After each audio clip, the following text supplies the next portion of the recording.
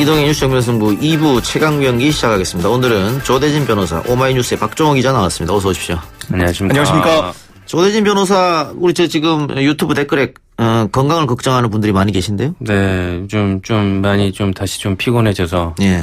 조금 쉬려고 하고 있습니다. 일을 좀 줄이세요. 줄였었는데 더 줄여야 될 것 같습니다. 그래서. 우리 방송도 쉬겠다고. 우리 방송을 쉴까? 지금 고민을 좀. 다른 건 다 쉬어도 정면 승부는 계속 나오시고요. 예, 박종호 기자는 이동현 뉴스 정면 승부 처음인가요? 아니, 저번에 대타로 몇 번 나왔습니다. 원래 MBC에 충성을 다했었죠? 제가 그랬나요? 잘 기억이 안 나는데. 글쎄요, 예. 앞으로는 YTN에 충성을 다하시기 바랍니다. 알겠습니다. 예. 자, 국회 이야기 먼저 해봅시다. 더불어민주당, 자유한국당, 바른미래당이 28일 정치개혁특별위원회와 사법개혁특별위원회 임기 연장에 일단 합의를 했죠. 그렇습니다. 지난주 금요일에 합의를 했는데요. 8월 31일까지 2달 연장하기로 했어요. 근데 중요한 게 뭐냐면 여기서 특위의 위원장, 그러니까 두 특위의 위원장을 교섭단체가 맞대. 의석수 순위에 따라서 한 개씩 맞는다. 예. 이렇게 합의를 한 거예요. 그 말은 심상정 위원장 나와라. 이렇게 해석이 될 수 있는 거죠. 자유한국당이 끊임없이 요구했던 거 아니겠습니까? 네, 그렇습니다. 그대로 좀 합의가 돼가지고 그 이후에 계속해서 지금 오늘도 야당, 야3당 대표가 기자회견하면서 비판했고요. 여러 가지 상황이 벌어지고 있습니다. 예. 더불어민주당이 그렇다면은 정개특위와 사개특위 중 어떤 걸 선택할 것인가? 더불어민주당이 먼저 선택하고 남은 것은 자유한국당이 가져가지 않습니까? 그렇습니다. 그런데 사실 정개특위도 중요하고 사개특위도 중요하고 하는데 일단 자유한국당을 뺀 야3당 같은 경우에는 당 대표들이 단식 투쟁까지 하면서 네. 예, 이게 선거제도를 개혁해야 한다 이렇게 주장했기 때문에 민주당이 정개특위를 가져가야 한다 이렇게 얘기하는 거고 또 민주당 일각에서는 대통령의 핵심 공약이 있는 사개특위를 가져가야 된다. 굉장히 논쟁이 치열할 것 같은데. 네.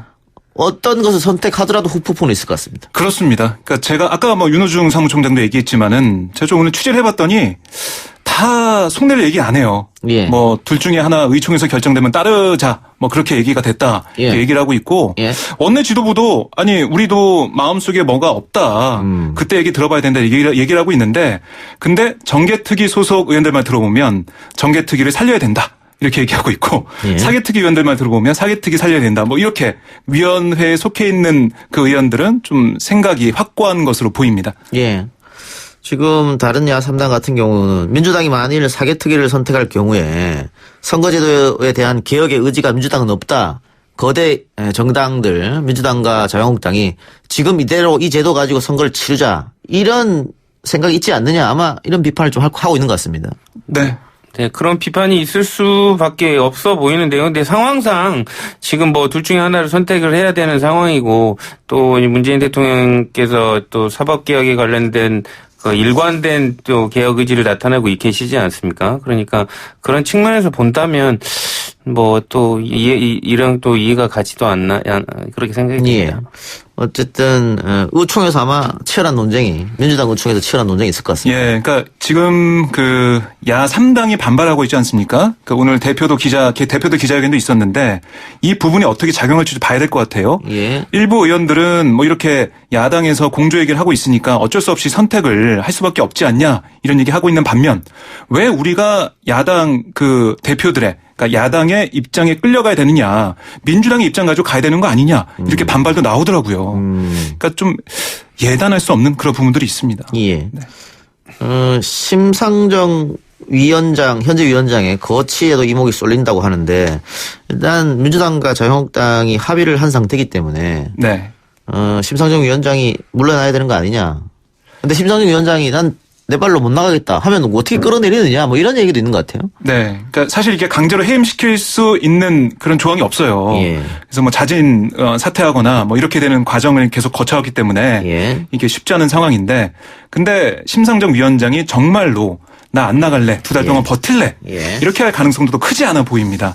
예. 사실 민주당 의원들 말 들어보면 심상정 위원장이 정개특위 민주당 의원들한테 6월 말에 합의가 된다면 이게 통과가 된다면 나는 예. 자리에 연연하지 않겠다 이렇게 얘기했기 때문에 지금 민주당에서 어떤 의지를 보이느냐 정개특위를 통해서 어떻게 선거제 개혁을 이뤄내겠다 그런 방안과 그런 대응 방안을 만들어낸다면 심상정 위원장이 뭐 그 위원장 자리를 고수하지 않을 가능성이 있어 보여요. 근데 그런 방안, 안전장치를 어떻게 마련하느냐 이것도 의총에서 좀 논의해야 될 것으로 보입니다. 알겠습니다. 의총 결과를 좀 지켜보고요. 다른 얘기 한번 해봅시다. 그 전에 우리 담당 PD가 박정희 기자 방송이 굉장히 늘었다고. 아, 그래요? 네. MBC에서 하드 트레이닝을 했는 거 아니냐. 이런 얘기를 하는데 MBC에서 하드 트레이닝이 아니고 저하고 팟캐스트 하면서 늘은 거 아닙니까? 그렇습니다. 예. 거기서 참 팟캐스트 시장이 만만치가 않더라고요. 예. 힘들었습니다. 예, 다른 얘기 해봅시다. 자, 보수 야당이 오랜만에 손을 잡고 북한 목선 국정조사를 요구하고 있습니다. 네. 어제, 이 한국당과 바른미래당이 의안가에 국정조사 요구서를 제출했어요. 한국당 의원 전원 111명과 바른미래당 의원 24명이 함께한 건데요.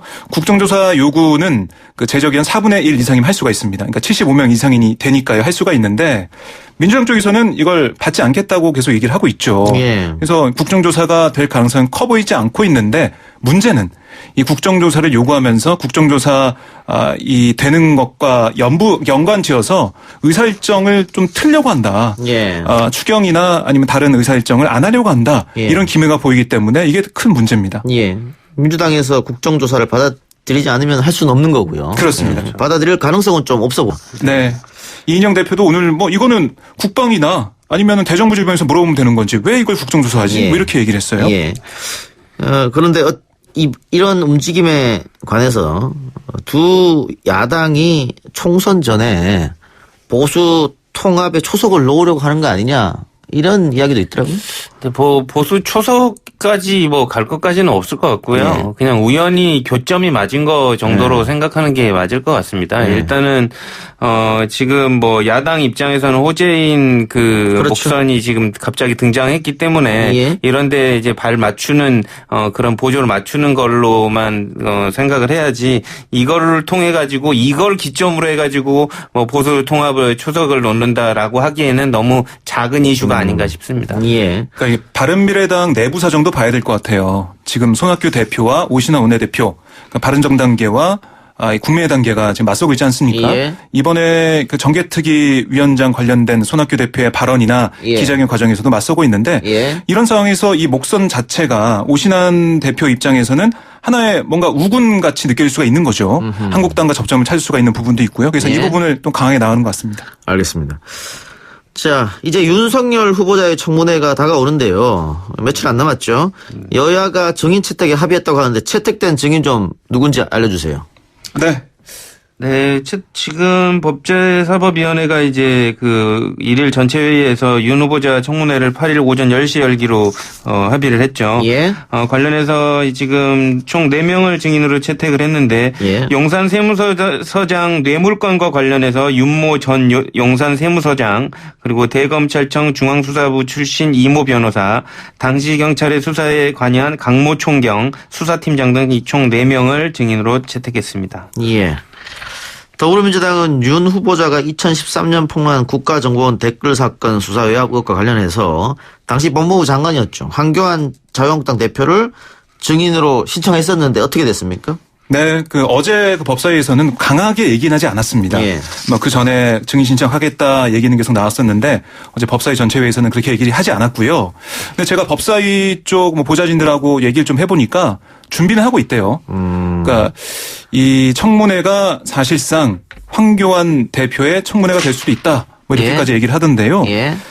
이 병양균 신정아 사건 의혹 관련돼서 한국당 의원들이 이 증인 신청하려고 했는데 이거를 취소하면서 이걸 하지 않으려고 하면서 황교안 얘기도 하지 않았다. 이런 얘기가 나오고 있습니다. 아니, 그거 취소하니까 이것도 취소하자 이렇게 된 거네요. 네, 그렇습니다. 이게. 예. 자, 청문회 핵심 쟁점은 어떤 게 있을까요? 아까 말씀하신 대윤 소윤으로 불리는 예. 윤대진 법무부 검찰국장 형. 친형 사건. 예, 친형. 윤모 전 용산 세무서장 사건. 그 얘기도 있을 것 같고. 그 다음에 이 윤석열 후보자의 재산이 있지 않습니까? 보면은 66억 중에 한 2억만 윤 후보자의 재산이고 나머지는 배우자의 재산이에요. 예. 이 배우자 재산이 어떻게 형성이 됐는지 이런 부분들 들여다볼 것으로 보입니다. 또 하나 검경수사권 조정안 관련돼서 검찰 개혁 방안에 대한 입장이 아직 한 번도 안 나왔어요. 예. 여기에 대한 입장이 있을 것으로 보이고 또 하나 중요한 문제죠. 코드 인사, 적폐 수사 이런 정치적 중립 문제 관련된 얘기도 있을 것으로 보이는데 아마 이 얘기가 나오면서 황교안 이 대표 얘기, 그러니까 2013년 윤석열 이 후보자가 사람에 충성하지 않습니다. 예. 그 얘기할 때 댓글조사 수사 관련해서 외압을 받았다 이게 폭로할 때 예. 당시 법무장관이었던 황교안 대표에 대한 얘기가 이때 또 쟁점이 되지 않을까 예측해 예. 볼 수가 있습니다. 그러니까 윤석열 후보자의 성정상 하고 싶은 말 다 하는 스타일이지 않습니까? 네. 그러다 보니까 청문회에서 당시 댓글 사건 수사에 외압이 있었다. 이런 얘기 또 황교안 지금 자유당 그럴 수 있죠. 대표를 겨냥해서 할 수도 있다는 얘기지 않습니까? 네. 그렇게 되면 자유한국당이 오히려 역풍을 맞을 수도 있겠다. 네, 그런 그림도 충분히 가능하다고 보여집니다. 왜냐하면 이제 윤석열 후보자 같은 경우에는 물어봤으니까 대답했다라는 식으로 대답을 해버릴 가능성이 높기 때문에 그런 식으로 그렇기 때문에 이제 질문을 선택하는 과정에 있어서도 참 고려를 많이 해야 되는 이중 고민을 좀 안고 있을 것 같습니다. 알겠습니다. 사건 사고 이야기해보죠. 마약 투약 혐의로 구속된 박유천 씨가 1심에서 집행유예를 받고 석방됐는데 법원의 선고 내용 조대진 변호사. 네. 1심에서 집행유예를 받고 석방이 됐는데 조금 의외였어요. 예. 재판부에서는 이제 다리털을 이제 적출해 갔죠. 그래서 다리털에서 이제 필로폰이 검출된 걸 봤을 때 박 씨가 짧지 않은 시간 동안 마약을 투약한 것으로 판단을 했습니다. 그런데 이제 초범이고 구속 이후 깊이 반성하는 점을 고려했을 때 집행유예를 통해 재사회화 기회를 주는 게 낫다고 이렇게 결론을 내렸는데요. 예. 이게 일반적으로는 이게 정말로 집행유예가 나올 사건이 아닙니다. 왜냐하면 기본적으로 다 이렇게 눈물을 흘리고 반성을 하거든요. 예. 근데 박유천 씨에 대한 개인적인 감정이 있어서가 아니라 일반적으로 봤을 때는 그 제모를 다했다는 그런 정상들 예. 그리고 그 수차례 마약 투여를 했다는 그런 모습들이 확인이 됐을 때 이게 집행유예로 나오긴 참 쉽지 않거든요. 증거인멸 우려 뭐 이런 겁니까? 그렇죠. 증거인멸의 의사도 있었고 그렇기 때문에 판사를 아주 잘 만났든지 아니면 변호사를 아주 잘 썼든지 그 둘 중에 하나인 것 같습니다. 예, 예. 오늘 박유천 씨가 석방되면서 어떤 이야기를 했습니까? 네, 앞으로 사회에 많이 봉사하면서 열심히 정직하게 노력하겠다. 이렇게 밝혔어요. 예. 많은 분께 심려를 끼쳐드려서 진심으로 다시 한번 사과드린다 얘기를 했고 특히 팬들에게 하고 싶은 말이 있냐는 질문을 받자 눈물을 글썽였습니다. 팬들에게 정말 죄송하다 이렇게 얘기하면서 앞으로 항소 계획을 묻는 말에는 정직하게 살겠다 이렇게만 얘기했어요. 네. 그러니까 그 많은 팬들이 응원해 줬는데 사실은 눈물의 기자회견을 하면서 그 팬들을 다시 한번 속인 거지 않습니까? 그렇습니다. 그런 부분이 본인에게도 좀 아팠던 모양이죠. 정직하게 살겠다 이렇게 말하는 거. 정직을 수차례 강조한 거 예. 보니까요. 예. 그러니까 그런 부분들을 재판부가 되게 안 좋게 볼 수도 있거든요. 예. 그러니까 판결문에다가 실어버리는 수도 있습니다. 그 본인의 무죄를 주장을 하면서 수사 전에 이렇게 이런 기자회견을 했었던 건데 그것도 거짓이었다. 이렇게 해서 볼 때 죄질이 불량하다. 이렇게 판단할 수도 있었는데 예. 어쨌든 집행유예 선고를 받았습니다. 예. 예. 다시 이제 그런 이야기는 손을 대면 안 되겠죠. 그럼요. 예. 알겠습니다. 자, 필리핀 가사 도우미를 불법 고용한 혐의를 받고 있는 이명희 전 이루재단 이사장, 또 조현아 전 대한항공 부사장도 선고가 있었는데 역시 집행유예입니까? 다 집행유예를 받았습니다. 예. 다 집행유예와 벌금인데요.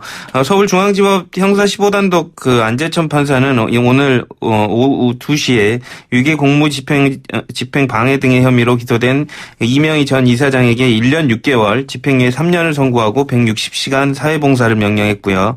조 전 부사장에게는 징역 1년에 집행유예 2년 그리고 벌금 2천만 원을 선고하고 사회봉사 명령 120시간을 명령했습니다. 그리고 아울러 출입국관리법 위반 혐의로 넘겨진 대한항공 자체에 대해서도 벌금 3천만 원을 선고했습니다. 예. 근데 검찰이 이 사건을 약식 기소했잖아요. 그렇죠. 근데 법원이 정식 재판으로 가라 이렇게 됐는데 이게 어떻게 흔한 일입니까? 그러니까 보통은 약식 청구가 오면 약식 명령이 오면 당사자가 정식 재판을 청구를 하는 경우가 많은데 법원이 봤을 때 이거는 그냥 검사의 약식 명령으로만 넘어갈 게 아니라 실제적으로 심리가 좀 필요하다라고 보면 법원이 직권으로 정식 재판을 회부할 수도 있습니다. 예. 자유한국당 나경원 원내대표 문재인 대통령 지지자들을 달창이라고 표현했다가 고발당했었는데 경찰이 처벌할 수 없다라고 했습니다. 이유는 뭡니까? 일단은 피해자가 특정되지 않았기 때문에 의견 자체는 각하였습니다. 예. 일단은, 달창이라는 단어 자체에 해당되는, 피해자를 누구로 특정할 수 있느냐. 예. 그게 특정이 되고 비방의 목적이 인정이 돼야지 이게 수사를 진행을 할 수가 있는데 예. 피해자가 당장 누군지를 특정을 할 수가 없었기 때문에, 각하 의견으로, 송치한 것으로 예. 알려지고 있습니다.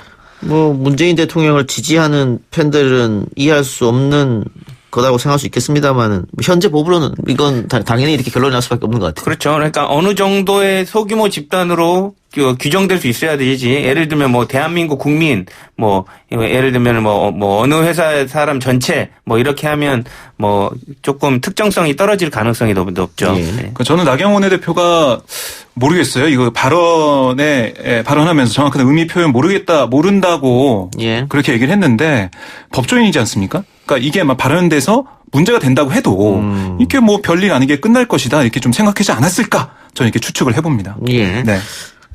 과거에 정태욱 의원이 이부망천이라는 표현을 썼잖아요. 네. 네. 추억의 이분망천이에요. 예. 이혼하면 부천 살고 예, 망하면 인천 산다. 저희 장인어른이 몹시 분노하셨던 인천 살다가 부천으로 이사가 됐어요. 마음의 상처가 크시겠네요. 아주 상처가 크셨습니다. 이것도 당시에 인천과 부천 시민들이 고발했었는데 이것도 역시 무혐의 나천사였습니까? 그렇죠. 이것도 역시 특정이 안 된다. 예, 특정을 지을 수가 없다. 피해자를 특정을 지을 수가 없다는 그 부분 때문에 똑같은 각각 결론이 났었습니다. 예, 이것은 그냥 망언이고 정치적으로 본인이 책임을 져야 할 문제지 그렇죠. 사법적으로 책임질 문제는 아니다. 네, 그렇죠. 이 달창도 마찬가지인 거고요. 그렇죠. 자, 그러면 법적으로 명예훼손이 성립되려면은 어떤 조건이 필요합니까? 일단은 피해자가 특정이 돼야 되고요. 그리고 명예훼손죄가 성립이 되려면 피해자를 비방하려는 목적, 그러니까 비방성이 있어야 됩니다. 그리고 이제 이 명예훼손을 하려는 내용을 불특정 다수에게 적시하려는 공연성이라는 이 세 가지 목적이 달성이 돼야 되는데 이 세 가지 중에 피해자가 특정이 되지 않았다든지 비방의 목적이 입증이 되지 않았다고 한다면 명예훼손으로 처벌받기는 어렵습니다. 예. 알겠습니다. 명예훼손으로 처벌이 되려고 하려면 세 가지 요건을 충족해야 된다. 피해자를 비방하려는 목적, 특정해야 되고 또 공연성 다수에게 적시해야 된다. 네. 이게 이제 핵심이겠네요. 그렇죠. 그 사자 명예훼손은 그럼 어떻게 되는 거예요? 사자 명예훼손 같은 경우에는 이제 진실한 사실 같은 경우에 있어서는 처벌을 받지 않고요. 왜냐하면 그건 역사적 평가에 해당될 수 있기 때문에 그러니까 친고죄입니다. 친고죄여서 가족들 유가족들이 허위의 사실에 관련된 부분을 고소를 제기를 하면 이제 처벌을 할 수 있는 거죠. 알겠습니다. 오늘 두 분 말씀 여기까지 듣고요. 지금 YTN 이동경 뉴스정보연승부에서 썸머 스페셜 오픈 스튜디오 신청을 받고 있다고 합니다. 7월 12일 생방송을 할 때 스튜디오에 청취자들을 모시고 참관 방송을 한다고 하네요. YTN 라디오 홈페이지 팝업창에 사전 신청하시면 선착순으로 뽑는다고 합니다. 오늘 공식 신청 시작날이라고 하는데요. 뉴스 정면 승부는 현재 남은 자리가 6개밖에 없다네요. 뉴스 정면 승부 팬들 빨리 서두르실 바라고요. 다른 방송은 많이 남아있죠. 뉴스 정면 승부는 인기 방송이기 때문에 6개밖에 안 나왔다. 이런 말씀 드리겠습니다. 두 분 이야기 잘 들었습니다. 수고하셨습니다. 감사합니다. 고맙습니다.